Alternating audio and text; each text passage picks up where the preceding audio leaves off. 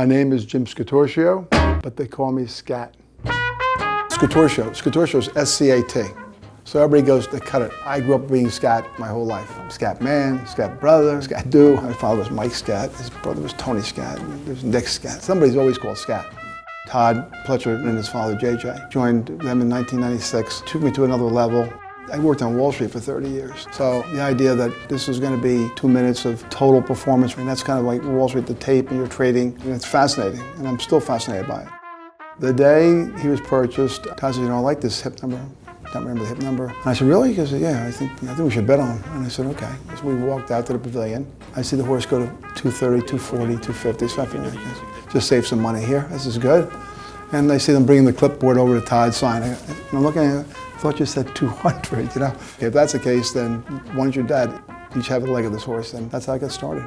I called him up and I heard that he was doing well, so I got to concentrate on a good name here. And he goes, no, the horse has been named. We named him Scat Daddy. His father always referred to me as Scat Daddy. So that was it. That was the end of that. First race was at Belmont. It was only a 4-horse field. And then he won the Sanford. Todd called me and said that Coolmore had made some inquiries about buying the horse. He was very highly regarded by Todd at the time, and being from the sire line that we'd been successful with, it made sense for us to get involved with him at that point. The Champagne is probably my favorite race. That was quite a thrill like that. And then even won the Fountain of Youth. I went to Dubai for the Florida Derby. I went to watch English Channel, who finished like 12th. They're off in the Florida Derby. It's whatever in the morning over there, watching the Florida Derby on some laptop, and it's like freezing. And all of a sudden Todd's cell phone blows up and he goes, he must have won. Nobody calls me when I lose. And then the Kentucky Derby, he had a kind of a miserable trip and got stepped on a little bit. And that was, unfortunately, the ending of his career. But I thought he had a very good chance of being a good stallion.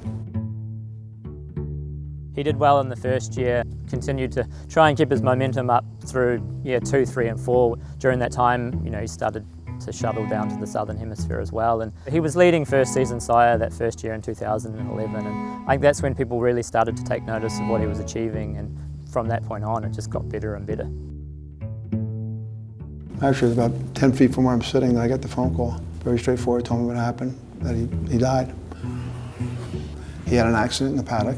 And that kind of stuff, it just is such a shock at first. I'm sure Coolmore is very difficult because they were in love with him.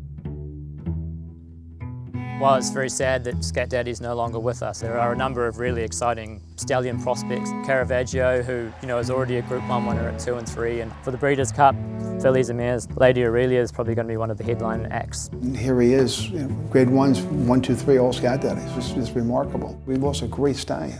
And it's hard to lose those kind of guys going forward to carry on the gene. That can't be replaced,